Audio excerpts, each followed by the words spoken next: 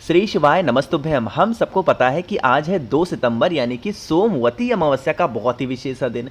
जो अमावस्या सोमवार को पड़ती है उसे सोमवती अमावस्या कहते हैं और सभी अमावस्याओं में जो सबसे बड़ी अमावस्या मानी जाती है वो सोमवती अमावस्या ही होती है ना। और अगर आज रात में, दिन में नहीं, आज रात में आपने अपने घर पे एक अमावस्या दीपक लगा दिया तो आपकी जो मनोकामना होगी वो तो जल्दी पूरी होगी, साथ ही साथ पितृदोष से भी मुक्ति मिलेगी और महादेव आपके परिवार की रक्षा स्वयं करेंगे। जितने भी उपाय इस वीडियो में बात करेंगे वो पूज्य गुरु जी की कथा से सुन के बहुत अच्छे से आपको समझाऊंगा, ठीक है ना। सबसे पहले वीडियो को शुरू करने से पहले आपको बता दूं कि मुझे सर्दी हो रखी है। अभी मैं जल्दी सीहोर गया था, आपको पता है, तो वहां मैं बहुत अच्छी वाला भीगा, जिसको बोलते हैं ना कि बहुत ज़्यादा भीग जाना, वो वाला मैं भीग गया, जिसकी वजह से सर्दी हो गई मुझे, तो आवाज़ थोड़ी ख़राब लगी तो उसके लिए माफ़ी चाहता हूँ, ठीक है ना। चलो स्टार्ट करते हैं।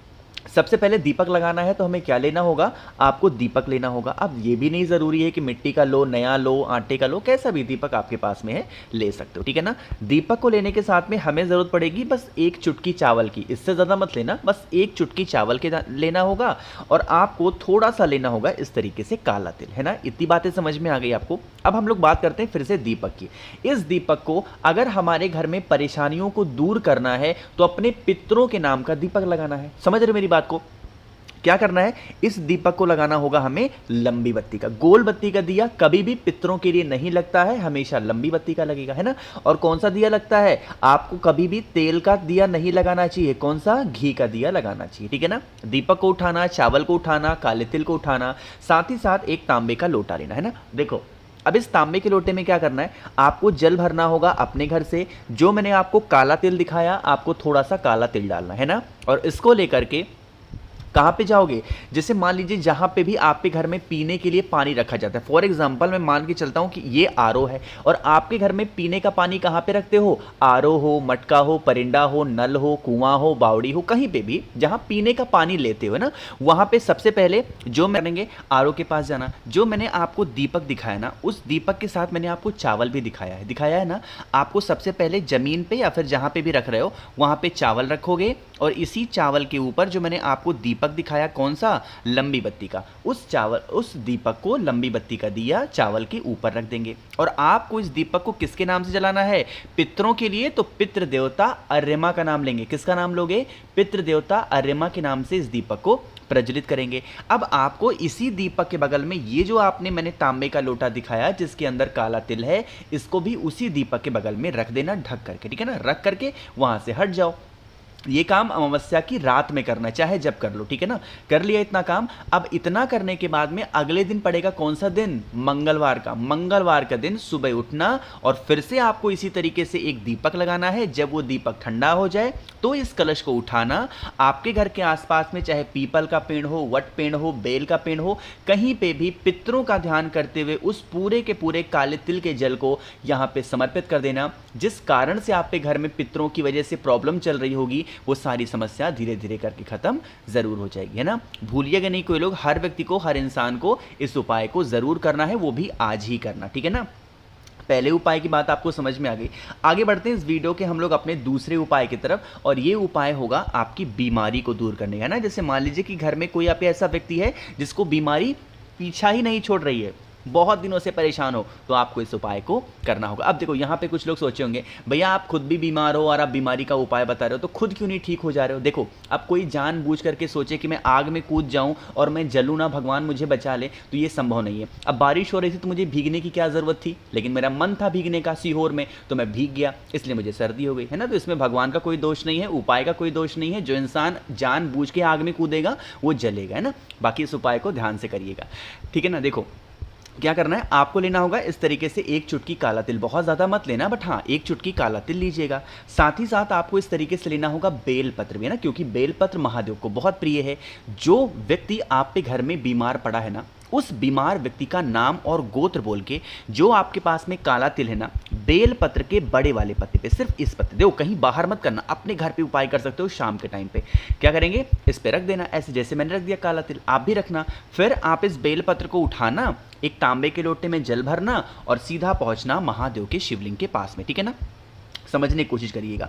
फेस हमेशा रखना है कौन सी दिशा, उत्तर दिशा, नॉर्थ डायरेक्शन। आपको क्या करना है, सबसे पहले जल ही महादेव के शिवलिंग के ऊपर समर्पित करना। एक लोटा शुद्ध जल किसके नाम से समर्पित करोगे, अवधूतेश्वर महादेव, उनके नाम से जल को समर्पित करेंगे। बाद में आपके पास में जो एक बेलपत्र है जिसके ऊपर काला तिल है, उसे आपको समर्पित करना है उस व्यक्ति का नाम और गोत्र बोल के, जो व्यक्ति आपके घर में बरसों से बीमार पड़ा है। यकीन मानिए अगर इस उपाय को आप कर लेते हैं ना, तो आपके घर में कभी कोई व्यक्ति बीमार नहीं पड़ सकता, और अगर कोई बीमार पड़ा है, कोई परेशान है, तो उसकी परेशानियां भी धीरे धीरे करके खत्म जरूर हो जाएंगी। ठीक है ना।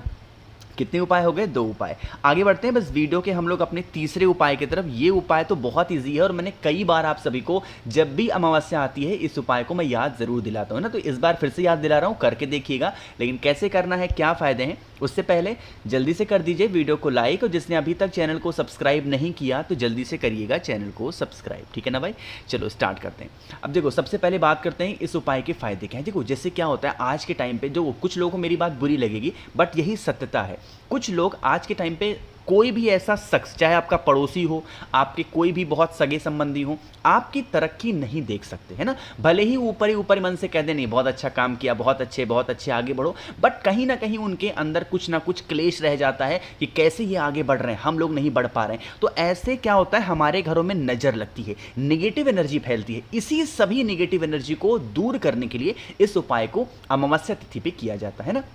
क्या करना है, आपको सिर्फ एक शमी का पत्ता लेना, इससे ज्यादा मत लेना। कितने लोगे, सिर्फ सॉरी एक शमी का पत्ता लेना ठीक है ना।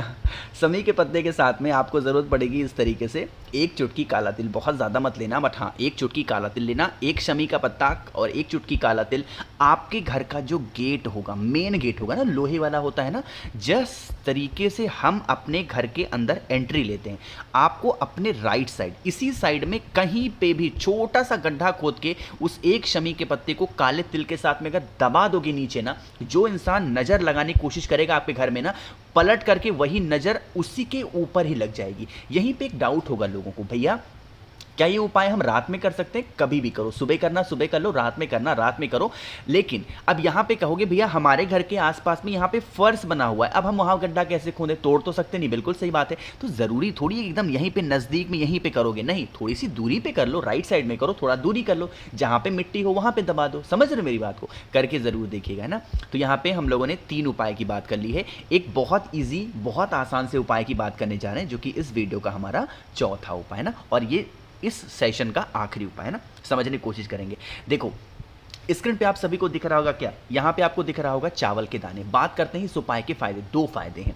पहला, अगर कोई व्यक्ति बीमार है तो भी कर सकते हो। दूसरा, अगर कोई व्यक्ति को क्रोध बहुत ज़्यादा आता है, मतलब हर छोटी बातों को लेकर गुस्सा करना, क्रोध करना, है ना, ऐसी कंडीशन बनी हुई है, तो आप इस उपाय को करेंगे। इसके लिए हमें ज़रूरत पड़ेगी इस तरीके से चावल के दानों की। बहुत ज़्यादा मत लेना, बट हाँ एक मुट्ठी के आसपास तो चावल का दाना होना ही चाहिए। चावल के दाने के साथ में एक पत्ता लेना। वैसे नियम क्या है कि हमें पीपल का पत्ता चाहिए, बट मान लो ये वीडियो आप लेट में देख रहे हो और पीपल के पत्ते का इंतजाम नहीं हो पाया, तो कोई भी एक पत्ता आपके घर का हो, गमले में लगाया हो, कहीं पे भी, उस पत्ते को लेंगे। पत्ते को लेने के साथ में जो मैंने आपको चावल दिखाया, उस चावल को इसी पत्ते के ऊपर रख देना। एक मुट्ठी चावल कहाँ रखोगे, इसी पत्ते के ऊपर। फिर आप इस पत्ते को उठाना, अमावस्या की पूरी रात जो व्यक्ति आपके घर में बरसों से बीमार है, क्रोध करता, गुस्सा करता, उसके कमरे में रात भर रख देना। अगले दिन मंगलवार के दिन इस पीपल के पत्ते को या फिर उस पत्ते को उठाना, उस व्यक्ति को 3 बार सूंघाना। जिससे क्रोध आता है या फिर जो व्यक्ति बीमार है, कितनी बार सूंघाओगे, 3 बार सूंघाना, और उसे लेके चले जाना किसी भी पीपल पेड़ के नीचे, किसी भी वट पेड़ के नीचे, या फिर किसी नदी तालाब सरोवर के नीचे अंदर उसको विसर्जन कर देना। करके देख लीजिएगा इस उपाय को। इस सोमवती अमावस्या पे, सबसे बड़ी अमावस्या पे, आपके फैमिली में कभी कोई संकट में नहीं आएगा। ठीक है ना, करके जरूर देखिएगा।